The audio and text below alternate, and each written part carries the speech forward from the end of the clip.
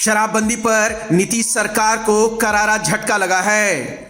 शराबबंदी कानून में दूरदर्शिता नहीं है।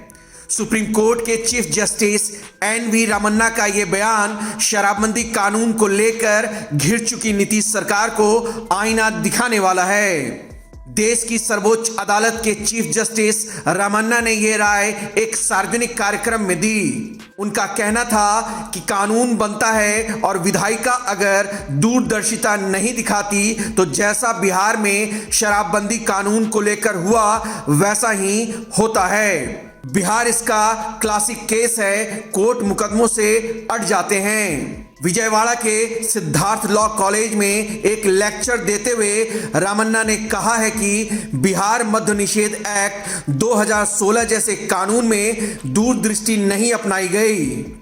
नतीजा ये है कि हाईकोर्ट में जमानत अर्जियों की बाढ़ है। सामान्य बेल एप्लीकेशन के निपटारे में 1 साल का वक्त तक लग जाता है। चीफ जस्टिस का यह बयान ऐसे दौर में सामने आया है जब नीतीश ने समाज सुधार यात्रा निकाली। बिहार में तमाम कोनों से शराब की बोतलें प्रकट होने लगी हैं, पुलिसिया सिस्टम पर सवाल उठने लगे हैं और विपक्ष हमलावर हो गया। ऐसे में एक कानून जिस पर खुद चीफ जस्टिस सवाल उठा रहे हैं तो मामला सीरियस है। टाइम 8 बिहार के लिए ब्यूरो रिपोर्ट।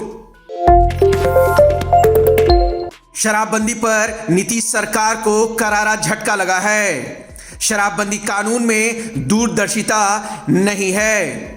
सुप्रीम कोर्ट के चीफ जस्टिस एन.वी. रामन्ना का यह बयान शराबबंदी कानून को लेकर घिर चुकी नीतीश सरकार को आईना दिखाने वाला है।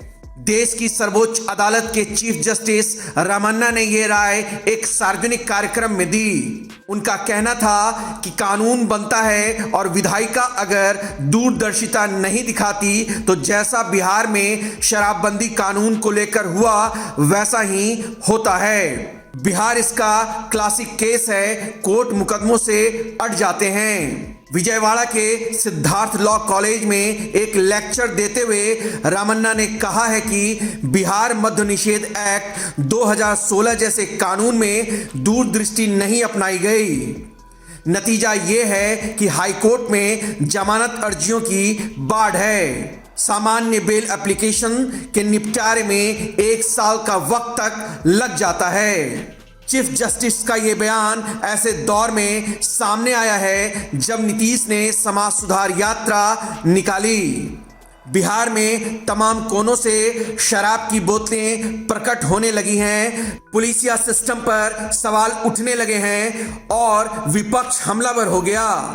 ऐसे में एक कानून जिस पर खुद चीफ जस्टिस सवाल उठा रहे हैं तो मामला सीरियस है। टाइम 8 बिहार के लिए ब्यूरो रिपोर्ट।